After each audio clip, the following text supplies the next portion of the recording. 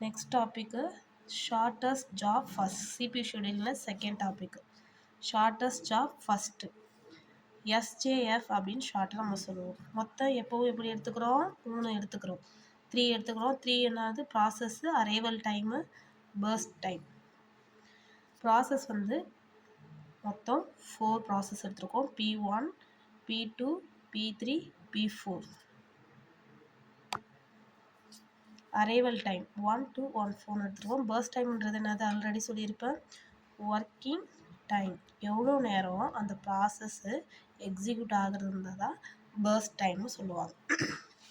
Next வந்து grand short மூலமா நம்ம இதை சொல்யூஷன் சொல்கிறோம். ஃபர்ஸ்ட் என்ன பண்ணோம், ஃபர்ஸ்ட் கம் ஃபர்ஸ்ட் சர்வில் எந்த ப்ராசஸ் வந்து நமக்கு ஃபர்ஸ்ட் வந்துச்சோ அதை தான் எக்ஸிக்யூட் பண்ணியிருப்போம். இப்போ இதில் ஷார்ட்டஸ்ட் ஜாப் ஃபர்ஸ்ட்டில் எப்படி எடுத்துக்கணும் அப்படின்னா, நமக்கு பர்ஸ்ட் டைம் பேஸ் பண்ணி தான் நம்ம எடுத்துக்க போகிறோம். சரியா? அப்போ இந்த ஒர்க்கிங் டைமை பேஸ் பண்ணி நம்ம எடுத்துக்க போகிறோம். எது வந்து கொஞ்சம் சீக்கிரமாக ப்ராசஸ் ஆகுதோ ஷார்ட்டஸ்ட்டாக அதை தான் ஃபஸ்ட்டு எக்ஸிக்யூட் பண்ணுது இந்த ஷெட்யூலிங். சரியா? சிபியு வந்துட்டு அதாவது இது வந்து மல்டி லெவல் ப்ரோக்ராமிங். ஒரே டைமில் ஒரு 4 ப்ராசஸ் வருது அப்படின்னா அதை எப்படி நம்ம எக்ஸிக்யூட் பண்ணுறதுன்றத ஒவ்வொரு பிரின்சிபலாக நம்ம எடுத்துக்கிறோம். எஸ்ஜேஎஃப்பில் பர்ஸ்ட் டைம் பேஸ் பண்ணி தான் எடுத்துக்குது. சரியா?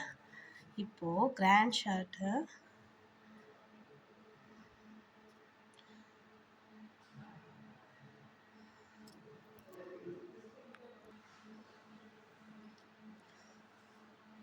இப்போது ஃபஸ்ட்டு வந்து நம்ம எடுத்துக்க போகிறோம். ஃபர்ஸ்ட் என்ன பண்ணுறோம், பர்ஸ்ட் டைம் பார்த்தா 2 மினிட்ஸ் வந்து ப்ராசஸ் ஆகுது. அதோட அரைவல் டைம் பாருங்கள் 1 மினிட், அதாவது மில்லி செகண்டில் வருது. ஸோ 0லேருந்து தான் நமக்கு ப்ராசஸ் ஸ்டார்ட் ஆகும். அது வரைக்கும் நம்மளோட சிபியு என்ன பண்ணுது, ஐடியலாக இருக்குது ப்ராசஸ் வர வரைக்கும். ஸோ அந்த ஐடியிலேருந்து நம்ம மென்ஷன் பண்ணணும். 0லேருந்து அந்த 1 வரைக்கும் என்னவாகுது, நமக்கு வெயிட் பண்ணுது, ஐடியலாக இருக்குது. ஸோ ஓகே, பர்ஸ்ட் டைம் 2 தான் இருக்குது கம்மியாக. ஸோ அதுக்கு நேராக உள்ள ப்ராசஸ் நேம் என்னது, P3. ஸோ P3யை நம்ம இங்கே போட்டுக்கலாம். ஓகேவா? இப்போ இந்த கார்னரில் என்ன பண்ணணும் அப்படின்னா, இது அரைவல் டைம். பர்ஸ்ட் டைமை நம்ம எவ்வளோ நேரம் ஒர்க் பண்ணுது அப்படின்றத ஆட் பண்ணி போடணும். இதுக்கு நேரம் எத்தனை டைம் ஒர்க் ஆகுது, 2 மில்லி செகண்ட். அப்போ தான் ஃபினிஷ் ஆகும் நம்மளோட ப்ராசஸ். ஸோ 1 + 2 = என்னது, 3. ஸோ இதை இங்கே நம்ம போடணும். நெக்ஸ்ட் பர்ஸ்ட் டைமு கம்மியாக எது இருக்குது, 3 இருக்குது. 3க்கு நேராக அரைவல் டைம் பாருங்கள் 1. அதோட ப்ராசஸ் என்னது, P1. ஸோ P1-ஐ நம்ம இங்கே போட்டுட்டோம். நெக்ஸ்ட்டு இதோட ஆட் பண்ணி போடணும். அதில் பர்ஸ்ட் டைம் என்னது, 3. 3 + 3 என்ன நமக்கு வரும், 6. ஓகேவா?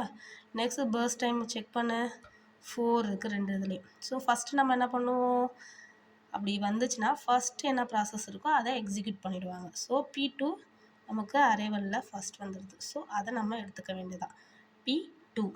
P2ஓட பர்ஸ்ட் டைம் என்னது, 4. ஸோ ஃபஸ்ட்டு P2-வை உள்ளே போடணும். 6 + 4 10. சரியா? நெக்ஸ்ட்டு 4. இதுக்கு நேராக உள்ள ப்ராசஸ் என்னது, P4. P4ஓட ஒர்க்கிங் பர்ஸ்ட் டைம் என்னது, 4. ஸோ 10 + 4 என்னது, 14. அப்போ நமக்கு ப்ராசஸ் கம்ப்ளீட் ஆகிடுச்சு. எத்தனை ப்ராசஸ் நம்ம எடுத்துக்கிட்டோம், மொத்தம் 4 process, P1, P2, P3, P4. ஓகேவா? அதுக்கப்புறம் ஆவரேஜ் டைம் நம்ம என்ன பண்ணுவோம், ஃபுல்லாக ஆட் பண்ணி போடுவோம். ஸோ P1ஓட கம்ப்ளீஷன் டைம் எப்போ முடியுது, 6. P2ஓட கம்ப்ளீஷன் டைமு 10. P3 3. P4 என்னது, 14 டிவைடட் பை எத்தனை ப்ராசஸ், 4. 33 divide by 4. அப்போ 8.2 மில்லி செகண்டில் நமக்கு ஒர்க்கு ஆவரேஜ் டைம். Thank you all.